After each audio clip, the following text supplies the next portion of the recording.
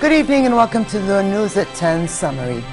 At least 31 people were killed in a bomb attack on a tea house in the Iraqi city of KIRKUK. The blast tore through the tea shop where people had gathered after breaking their fast. No one immediately claimed responsibility for the attack, but insurgents have been regaining strength in recent months. The violence is part of a sustained campaign of militant attacks since the start of the year that has prompted warnings of wider conflict in a country suffering from sectarian conflict. Over to the Syria crisis, where fierce fighting continued between Syrian forces and rebels, mainly in the city of Homs. The fighting comes as the International Committee of the Red Cross has appealed for a halt to the fighting so that life-saving supplies can be provided to trapped residents. It said combatants were hampering the delivery of aid to locals and had failed to secure safe passage for residents trying to flee the area. Meanwhile, and late yesterday, U.S. President Barack Obama, in a telephone conversation with Saudi King Abdullah bin Abdulaziz, said he is committed to providing U.S. support to Syrian rebels. So far, no arms have reached the Syrian rebels as they have been caught in a Washington impasse, as some members of the U.S. Congress fear the arms will end up in the wrong hands. Egypt announced a criminal investigation against deposed President Mohamed Morsi, with prosecutors saying they were examining complaints of spying, inciting violence, and ruining the economy.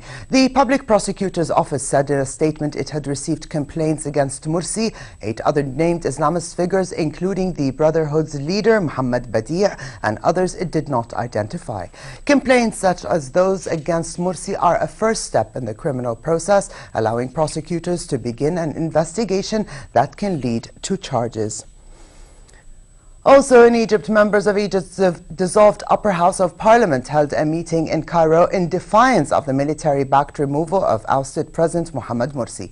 The meeting at a conference hall near the site of an ongoing pro-Morsi protest is the second since the president was deposed. The Muslim Brotherhood called for more mass demonstrations in support of the ousted leader after a huge pro-Morsi march broke up peacefully before dawn, ending a week in which at least 90 people were killed. The Brotherhood has said it will not leave the streets until Morsi is restored to power. Speaking at the meeting, the former leader of the upper house said the body did not recognize the change of regime, adding that anything that results from this coup is illegal and does not conform to the law or international norms.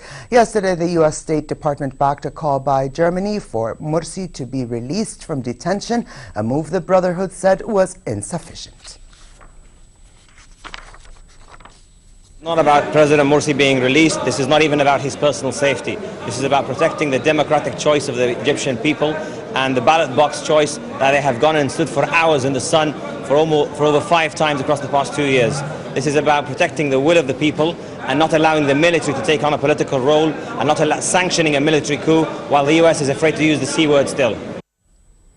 Turkish police fired water cannon and tear gas to disperse hundreds of protesters who gathered to march to Gezi Park in Istanbul. Protesters scattered, running into side streets where police pursued them before starting to regroup a few meters from the main Taksim Square. Today's protests were triggered by discontent over a government-sponsored bill which stripped an Architects and Engineers Association involved in the protest of its final approval authority on urban planning projects.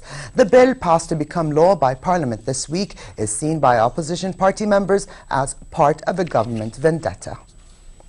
U.S. President Barack Obama stepped into the fray in the U.S. Congress over immigration, urging Americans to press the Republican-led House of Representatives to approve a plan that is at risk of stalling.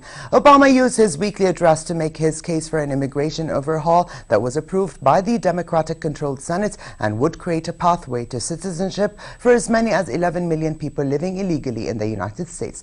In his address, Obama seized on comments from his Republican predecessor, George W. Bush, who this week threw his support behind the overhaul effort. Republicans in the House have vowed not to take up the Senate bill approved 2 weeks ago, but instead want to work on immigration in a piecemeal fashion with a priority on improved security along the U.S.-Mexican border. And finally, for a quick look at the weather, it continues to be fair tonight in most regions with a low of 15 degrees in Amman. Hot weather conditions prevail tomorrow in most regions with the highs in Amman reaching 33 degrees. The Gulf of Aqaba should expect hotter conditions with a high of 40 degrees, while winds will be northwesterly moderate to brisk and the seas slightly choppy. And that's all for tonight. Have a pleasant evening.